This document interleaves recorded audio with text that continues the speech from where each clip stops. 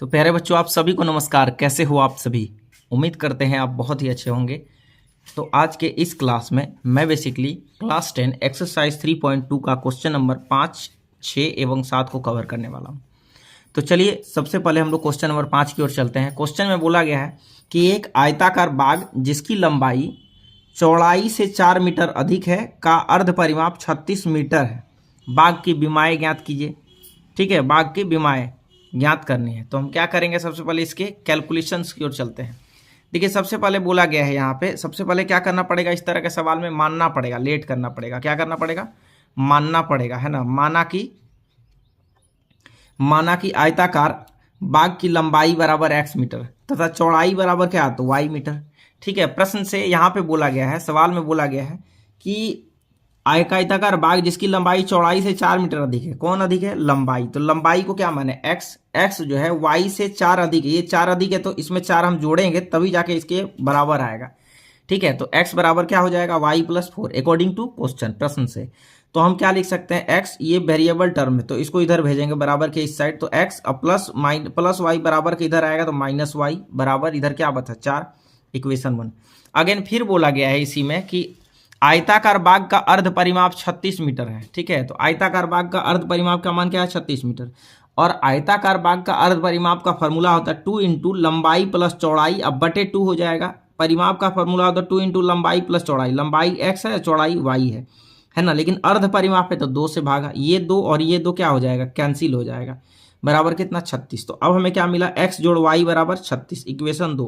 तो हम क्या करेंगे, समीकरण 1 एवं 2 को जोड़ने पर लिख देते हैं, है ना। x - y बराबर 4, समीकरण 1, x + y बराबर 36, है ना। तो यहाँ पे क्या है, जोड़ने पर लिखेंगे तो चिन्ह नहीं बदलेगा। दैट इज कहने का मतलब क्या हो जाएगा, जोड़ने पर लिखेंगे तो कुछ भी नहीं बदलेगा। दैट इज कहने का मतलब एक -y + y कैंसिल, यहाँ एक x क्या हो जाएगा, 2x, और यहाँ पे 36 और 4 40, 2 से कट जाएगा, 20 दूना 40। तो x का वैल्यू क्या आया, x का वैल्यू आ गया हम लोगों का 20।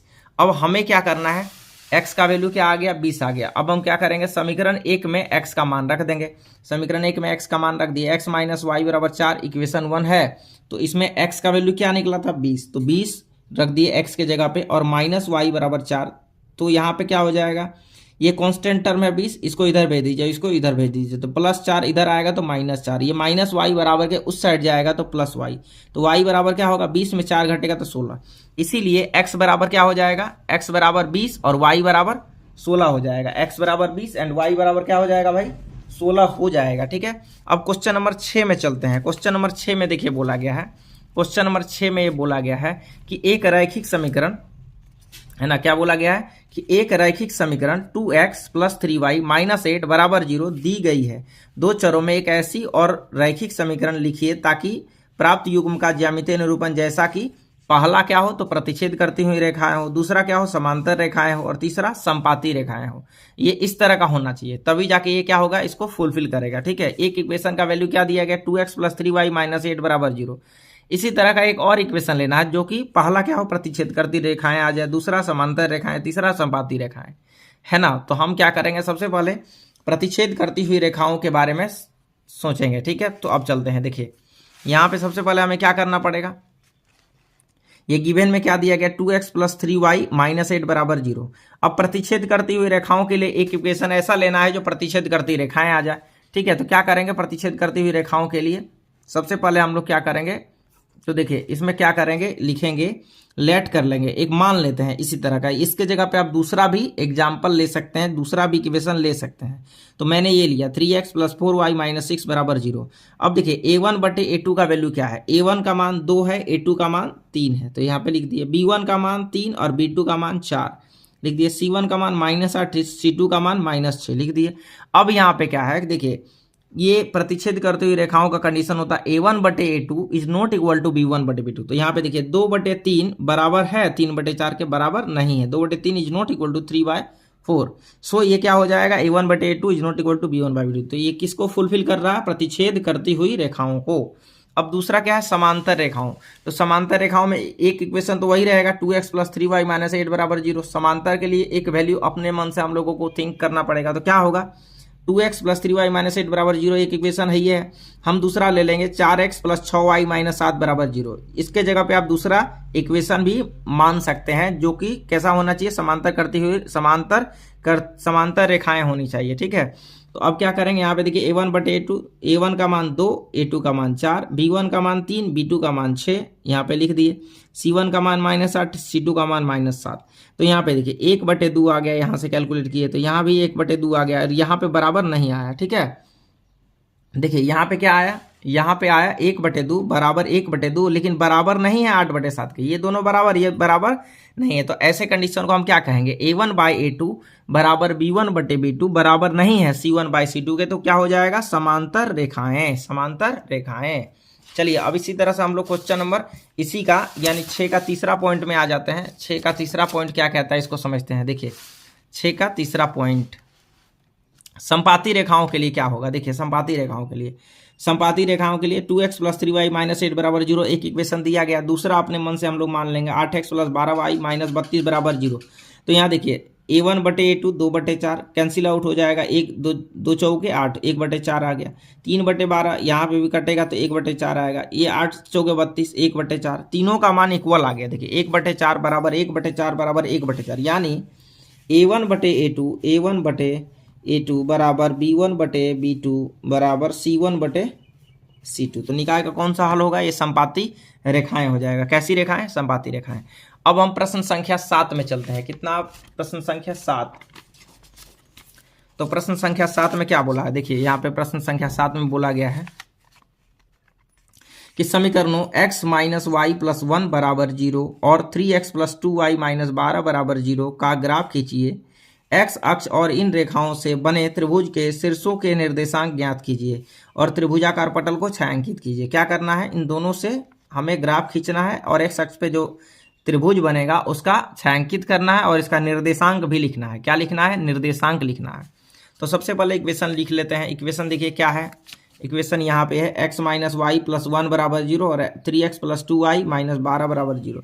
समीकरण 1 को हल करने पर, किसको हल करने पर, समीकरण 1 को हल कर देते हैं। समीकरण 1 क्या है भाई, यहाँ पे देखिए समीकरण 1 इस प्रकार से है, x माइनस वाई प्लस 1 बराबर 0। तो हमें x को इधर रख लेते हैं क्योंकि ये माइनस वाला है, प्लस 1 को उधर भेज देंगे। तो पहले माइनस वाई को बराबर के उस साइड भेजेंगे तो प्लस वाई, प्लस 1 बराबर के उधर जाएगा तो -1। हमें अपने मन से y का मान रख देना है। तो y बराबर मैंने 2 ले लिया, तो x बराबर क्या मिलेगा, y की जगह 2 माइनस 1 बराबर 1। जब हमने क्या लिया, y का मान 2 लिया तो x का मान क्या आया, 1।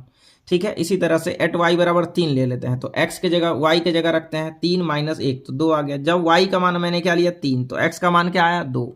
ठीक है, इस तरह से ये हो गया। अब हम क्या करेंगे, समीकरण 2 को हल कर लेंगे। 3x प्लस 2y माइनस 12 बराबर 0। तो x बराबर क्या हो जाएगा, यहाँ से देखिए ये -12 को उधर भेजेंगे तो +12 और प्लस 2y बराबर के उधर जाएगा -2y। अब बटे 3 गुना कर रहा है इसके साथ, तो इधर आके भाग करेगा, है ना। तो अपने मन से अब यहाँ पे क्या मानते हैं हम, y बराबर 0 ले लेते हैं। 12 माइनस 2 गुना y के जगह पे 0 बटे 3, तो क्या मिलेगा, 2 गुना 0 0, 12 में 0 गया 12 हो जाएगा, 12 में 3 से भागा 4, तो 3 चौके 12, 4 आ जाएगा। ठीक है, क्या आ जाएगा, पहला जब मैंने y बराबर 0 लिया तो x का मान क्या आया, 4 आ गया। ठीक है, इसी तरह से अब यहाँ पे हम क्या करेंगे, इसी तरह से हम x बराबर क्या ले लेते हैं, y बराबर 3 लेते हैं। तो x बराबर 12 माइनस 2 गुना y की जगह पे 3 बटे 3, है ना, ये तो ऑलरेडी है पहले से। तो 12 और 3 दूना 6, 12 में 6 गया 6, 6 बटे 3, 3 दूना 6, 2 आ जाएगा। जब मैंने क्या लिया, y बराबर 3 लिया तो x का मान क्या आया, यहाँ पे 2 आ गया। ठीक है, अब इससे क्या खींचना है, ग्राफ। तो ग्राफ इस प्रकार से खींचा गया है यहाँ पे देखिए, और इस तरह से हम क्या करेंगे, ग्राफ को खींचेंगे। चलिए देखिए, सबसे पहले x एक्सिस ये हो गया, y एक्सिस ये हो गया, x एक्सिस। ठीक है, अब यहाँ पे पहला पॉइंट क्या था, 1,2, 1,2, x में 1 तो y में 2, यहीं पे हो जाएगा ये बिंदु। ठीक है, दूसरा क्या मिलेगा, x में 2 तो y में 3, x में 2 तो y में 3, इसके सामने 2 और यहाँ पे 3, ये एक इक्वेशन हमने खींच दिया। ठीक है, क्या खींच लिया, ये वाला को दोनों बिंदु पे स्केल को रखा और यहाँ से इसको खींच डाला, इस तरह से ये खींच दिया, यहाँ से हो गया, ये एक इक्वेशन हम लोगों को मिल गया। दूसरा इक्वेशन कैसे मिलेगा, देखिए x में 4 तो 0, x में 4 यहाँ पे है, x में 4 यहाँ तो y में 0, इसी बिंदु पे हो जाएगा। और x में 2 तो y में 3, x में 2 तो y में 3, इसी बिंदु से। तो ये दोनों पे भी क्या करेंगे, ग्राफ खींच लेंगे। यहाँ पे रखे स्केल को और इस तरह से खींच लेंगे। तो यहाँ से क्या बना, एक देखिए त्रिभुज बन गया, तो इसको छायांकित भी कर लेते हैं। क्या कर लेंगे? छायांकित भी कर लेंगे। अब इसका क्या खींचना है कि इस बिंदु पर जो ये वाला जो पॉइंट्स बना है ना, एक्स एक्सिस पे, तो उसका क्या करना है? निर्देशांक लिखना है। तो निर्देशांक लिख सकते हैं। इसका निर्देशांक क्या हो जाएगा? देखिए इसका निर्देशांक क्या हो जाएगा, इसको अकॉर्डिंग इसका निर्देशांक क्या होगा? देखिए 0 हो गया, -1, तो -1 ही होगा लगभग, इधर थोड़ा सा घसक जाएगा तो -1 हो जाएगा, -1, 0। इसको ग्राफ पेपर पे जब आप खींचेंगे तो बेहतर तरीके से हो पाएगा, है ना। क्या हो जाएगा? -1, 0। अगर ये 2 पे होगा, अगर यहाँ पे 2 है, अगर थोड़ा सा इधर घसक जाएगा तो 2 हो जाएगा, 2, 0 हो जाएगा। फिर इसका भी इसी तरह से निर्देशांक निकाल सकते हैं, इसका भी निर्देशांक निकाल सकते हैं। Thank you.